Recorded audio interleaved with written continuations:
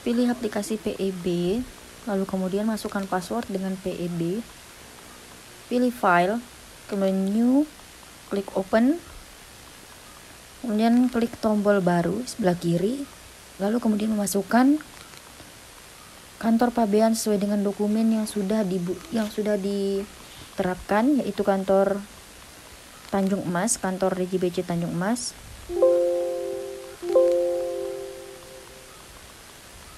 Lalu kemudian klik OK. Sama untuk poin kedua, mengisi dengan hal yang sama dengan kode 060100. Jenis barang ekspor menggunakan ekspor biasa, kategori ekspor yaitu umum, cara perdagangan yaitu lainnya, cara pembayaran lainnya karena kita menggunakan sistem transfer. Uraian pembayaran diisi transfer, disimpan lalu keluar.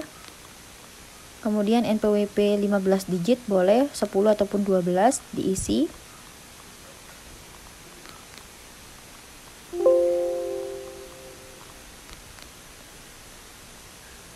Cara pengangkutan memilih laut, nama sarana pengangkut, klik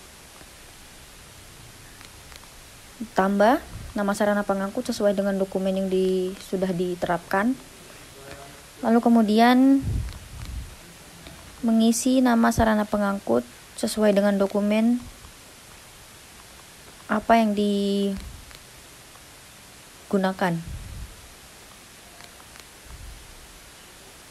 Contohnya hijau samudra, bendera kapal Singapura, nomor pengangkut sesuai dengan dokumen 28, kemudian klik simpan lalu keluar.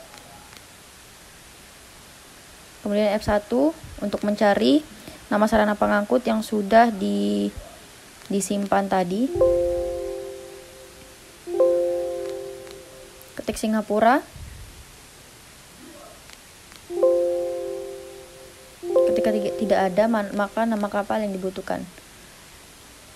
Ketik hijau samudra sesuai dengan yang diklik tadi. Oke, lalu kemudian benderanya yaitu bendera Singapura, nomor pengangkutnya sama 28.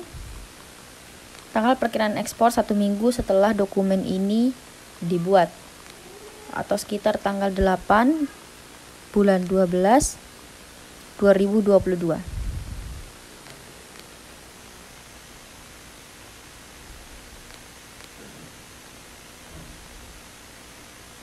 Untuk data pelabuhan atau tempat muat ekspor, beralih ke nama penerima sesuai dengan dokumen diisi. Alamat, negara diisi sesuai dokumen yang tertera. Contohnya di sini nama penerima yaitu Kodi Paru Investment. Kemudian alamatnya terdapat di Mel Maldives dengan negara Maldives.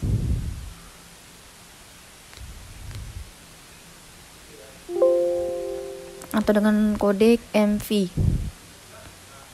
Pembeli atau notify partinya sama dengan penerima sesuai dengan dokumen. Untuk pelabuhan tujuan atau pelabuhan tempat muat ekspor, pelabuhan asalnya itu Tanjung Emas karena ini ekspor. Kemudian tempat pelabuhan muat bisa di gedung tempat ekspor ataupun juga di pelabuhan itu sendiri. Untuk pelabuhan bongkar atau port tujuannya sesuai dengan dokumen yaitu di Maldives atau Mile.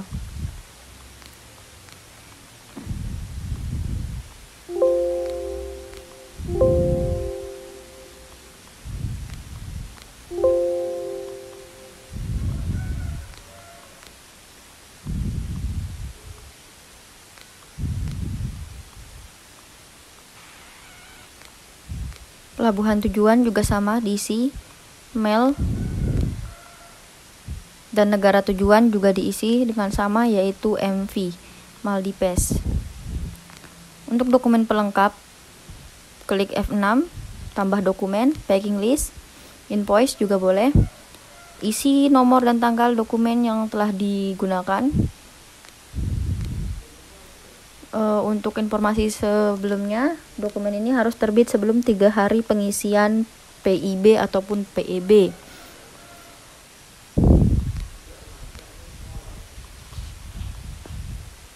Disimpan. Jika nomor packing list sama invoice sama, maka harus ditekan yes. Tempat pemuatan diisi. Tempat pemuatan ini berisi tentang daftar data tempat pemeriksaan nanti. Nah, kemudian diisikan dengan tanggal kapan pemeriksaan itu terjadi. Bisa jadi pemeriksaan terjadi pas di hari H barang itu akan diangkut, ataupun 1 hari sebelum barang itu diangkut. Kemudian cara penyerahan barangnya sesuai dengan dokumen menggunakan free on board. Lalu kemudian data transaksi ekspor menggunakan bank DHE, mencantumkan BRI atau bank lainnya sesuai dengan dokumen yang setelah disepakati. Kemudian valutanya diisi dengan US dollar.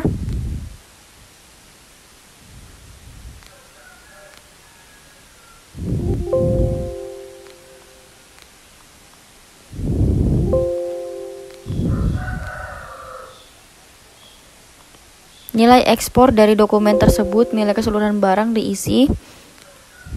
Lalu kemudian nilai maklon atau nilai kurs pada hari itu sebesar 15.000. Kemudian data disimpan. Bisa juga dilanjutkan dengan penambahan data kontainer atau pengangkut. Wadah pengangkutnya, nomor kontainer diisi dengan cara menambahkan dulu seal-nya dan juga nomor kontainer. Kemudian size-nya berapa, cara pengangkutannya, dan tipe barangnya, lalu klik simpan.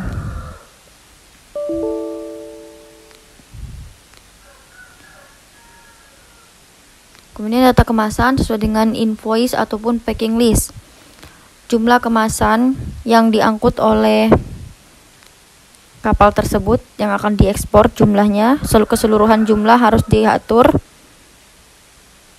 ditambahkan ada berjumlah berapa. Kemudian jenis packingannya menggunakan apa, merek bisa tidak diisi. Lalu kemudian mengisi bruto dan neto. Karena ini komoditinya non migas, brutonya sesuai dengan dokumen di packing list ataupun invoice,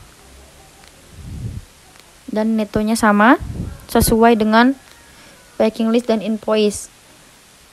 For your information, bahwa neto tidak boleh lebih besar dari bruto. Lalu kemudian jenis barang yang akan dimasukkan ke dalam detail barang atau menggunakan F9 ataupun F4 tergantung komputer masing-masing, itu harus disimpan terlebih dahulu baru masuk ke dalam halaman baru dengan mengisi kode HS, uraian barangnya tersendiri,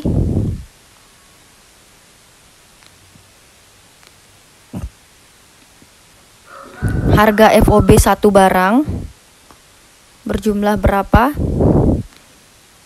itu diisi.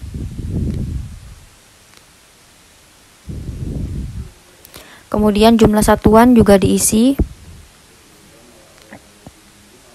Untuk diketahui bahwa harga FOB di sini yaitu jumlah FOB per unit barang.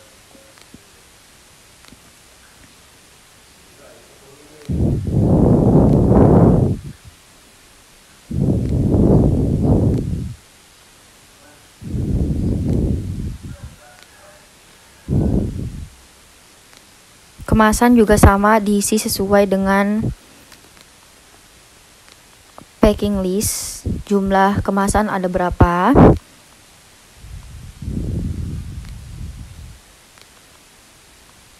jenis, kemudian neto, volume, negara asal, dan daerah asal barang. Contohnya dari Indonesia sendiri menggunakan Semarang. atau kode 3322.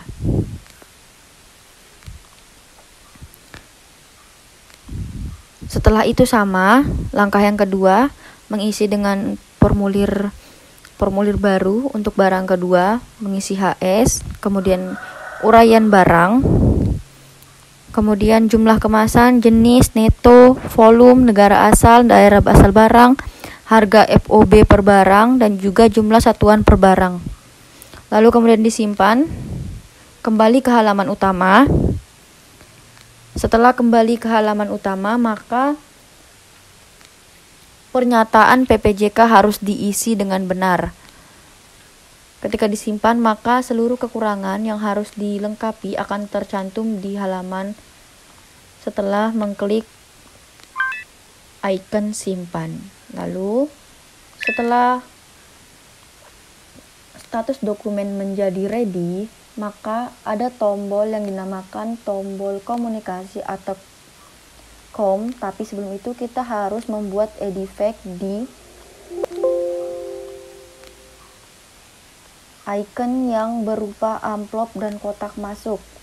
Itu harus dibuat edifag. Setelah membuat edifagnya diproses, lalu kemudian dikomunikasikan sampai status berubah menjadi queue.